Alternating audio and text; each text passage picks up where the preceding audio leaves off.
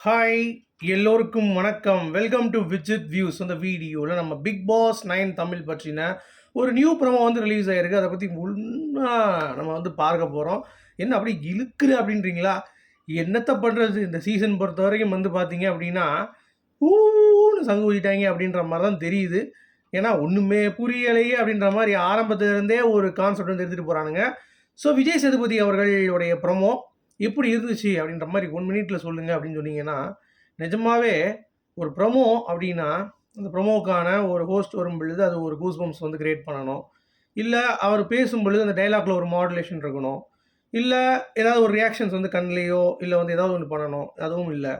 So பிளன்ட்டா வந்து பார்த்தீங்கன்னா, ஒரு ப்ரோமோ வந்து பண்ணியிருக்காங்க அப்படிங்கிறது பார்க்க முடியுது. அதுவும் கடைசியா என்ன சொல்ல வராங்க அப்படின்னா, இந்த பிக் பாஸ் வீட்டுக்குள்ள வரவங்கள நீங்க வந்து உடனே புரிஞ்சுக்க முடியாது.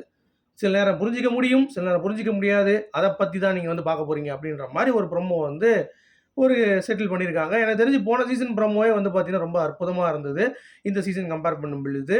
ஸோ என்ன பொறுத்தவரைக்கும் இந்த சீசன் அப்படிங்கிறது ரொம்பவே டவுட் ஆயிடுச்சு அப்படிங்கிறது பார்க்க முடியுது. ஏன்னா, ஒரு ஹைப் அப்படிங்கிறது சுத்தமா இல்ல. எந்த ஒரு வீடியோஸும் வந்து பார்த்தீங்கன்னா, பிக் பாஸ் அடுத்து வருதா? அட போங்கப்பா அப்படின்ற மாரி நம்ம கமெண்ட்ஸ பத்தி பேசுவோம். அதாவது ஆங்கர வந்து மாத்துங்கப்பா. என்னப்பா அது அப்படியே அரைச்ச மாரி அரைச்சிட்டு இருக்கீங்க. போன சீசன் நல்லா இருந்துச்சுப்பா அப்படின்ற மாரியான மிக்ஸ்டான கமெண்ட்ஸ் வந்து வர ஆரம்பிக்குது. சேதுபதிக்கு கொஞ்சம் தான் பாசிட்டிவிட்டி வந்து இருக்கு அப்படிங்கிறது பார்க்க முடியுது.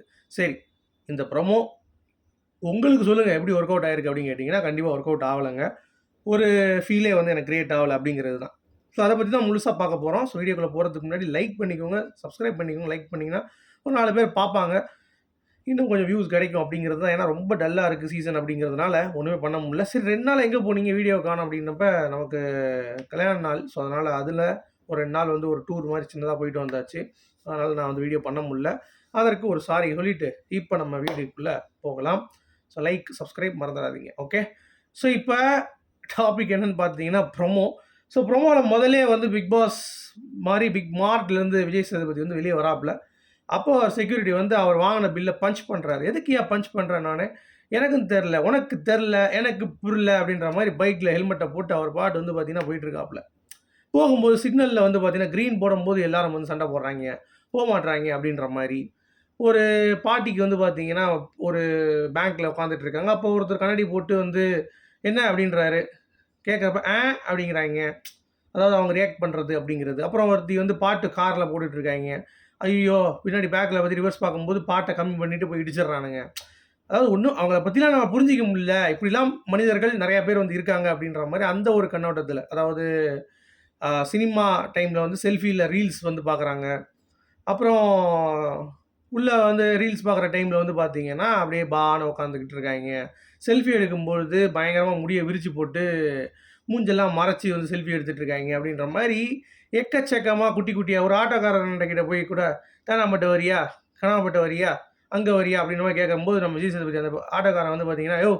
பேசாம போயா" அப்படின்றான். அந்த ஒரு இதுதான் கொஞ்சம் நல்லா இருந்தது. அப்போ விஜய் சேதுபதி சொல்லுவாரு, "என்னங்க நான் ஒரு 3 ஆப்ஷன் குடுத்து, நீ ஒரு 3 ஆப்ஷன் குடு" அப்படின்னோனே, "யோவ்! போயா" அப்படிம்பாய்ங்க. ஸோ அந்த ஒரு விஷயம் வந்து கொஞ்சம் ஒர்க் அவுட் ஆச்சு அப்படிங்கிறது பார்க்க முடியுது. அதாவது இந்த கான்செப்ட் எப்படி மேக் பண்ணியிருக்காங்க இந்த ப்ரோமோ அப்படின்னு சொல்லி பார்த்தீங்கன்னா, "ஒண்ணுமே புரியலையே" அப்படிங்கிறது தான் நமக்குமே. அதாவது இந்த பிக் பாஸ் உடைய கான்செப்ட் அப்படிங்கிறது வந்து யாராலயும் யாரையும் புரிஞ்சு கொள்ள முடியாது. அறிந்து கொள்ள முடியாது. இங்க ஒரு கேம் போட்டு அவங்கவங்க நடிப்பாங்க. பிக் பாஸ் வெளிய வந்து பார்த்தீங்க அப்படின்னா, நெறைய விஷயங்கள் நடக்கும். ஸோ இந்த மாரி நம்ம ஏற்கனவே நெறைய டீகோட் பண்ணியிருக்கோம். ஸோ அந்த ஒரு கான்செப்ட்ல இந்த ப்ரோமோ எடுக்கிறதுக்கு ட்ரை பண்ணியிருக்காங்க. பட் கன்வே பண்ண விதம் அப்படிங்கிறது வந்து பார்த்தீங்கன்னா, சுத்தமா நமக்கு கன்வே ஆகல. அதற்கான ஒரு ஃபீலும் குடுக்கல.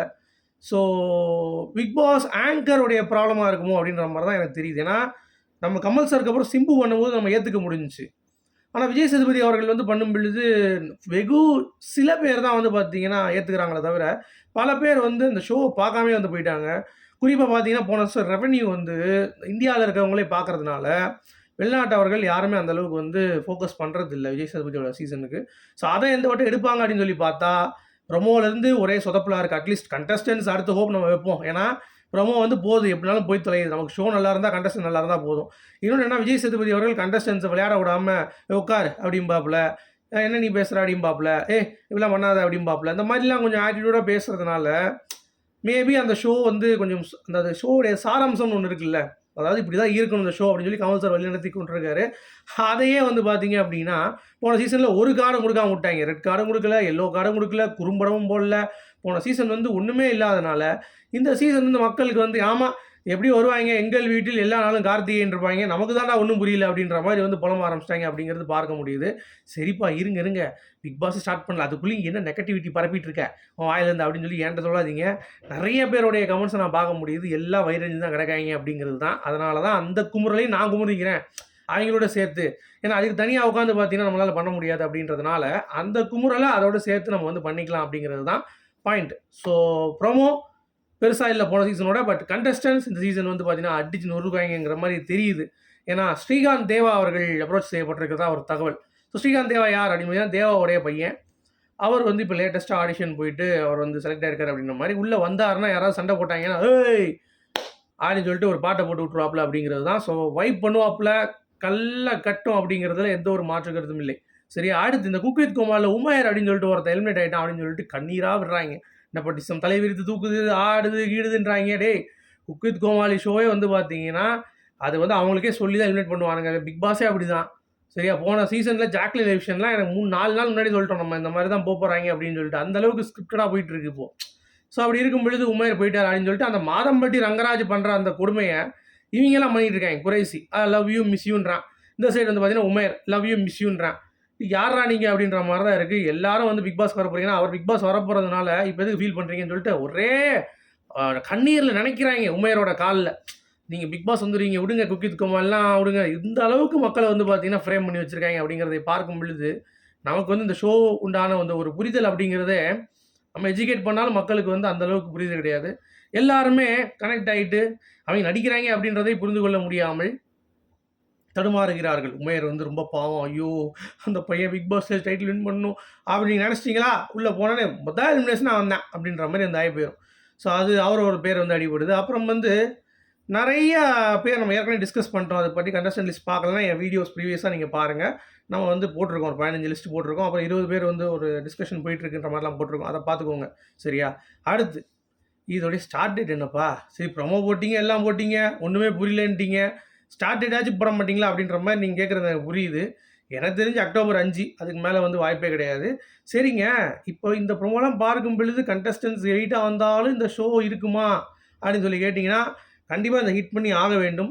இன்னொன்று கேள்விப்பட்டீங்களா, விஜய் சேதுபதியை ஓப்பன் பண்ணாங்க பாருங்கள். டக்குன்னு இந்த சீசன் வந்ததுக்கான காரணம் எந்த ஒரு அறிவிப்புமின்றி இவர் தான் ஹோஸ்ட் அப்படின்னு சொல்லிட்டு முதல்ல போடுவாங்களே விஜய் சேதுபதி ஹோஸ்ட்டாக வராரு அப்படின்ற மாதிரியான ஒரு விஷயங்கள் நடக்கும்.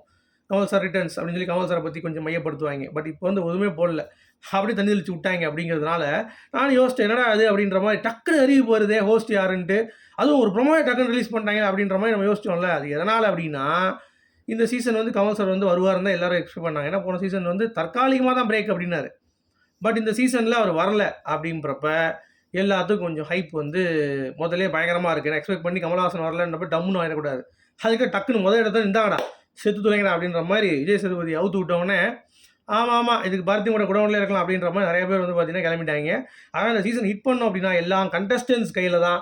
நீங்கள் இருக்கக்கூடிய கண்டஸ்டன்ஸ் சும்மா ரஜினி சார் கூலியில் லாஸ்ட்டாக பண்ணுற மாதிரி சீவிடுவேன் அப்படின்னு சொல்லி பண்ணாதான் கண்டிப்பாக வந்து நாங்களும் சீவ முடியும், மக்களும் வந்து பார்த்தீங்கன்னா அடித்து தூக்க முடியும்.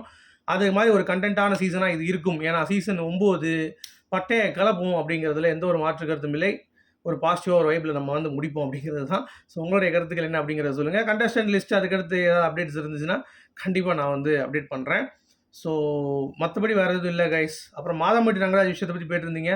அவர் அதை பற்றி கவலையே படுறது இல்லை. ஏன்னா குறைசி ஒரு வீடியோ போட்டது கீழே வந்து பார்த்தீங்கன்னா கமெண்ட் அடிச்சிட்டு இருக்கா. அப்படியே என்னையா ரொமான்ஸ் பண்ணுறான், என்ன கேள்வி பண்ணியா அப்படின்ற மாதிரி. டே யாரா அவனுங்களாம் அப்படின்ற மாதிரி தான் நார்மலைஸ் பண்ணுறானுங்களாம் அப்படின்ற மாதிரி தான் இருக்குது.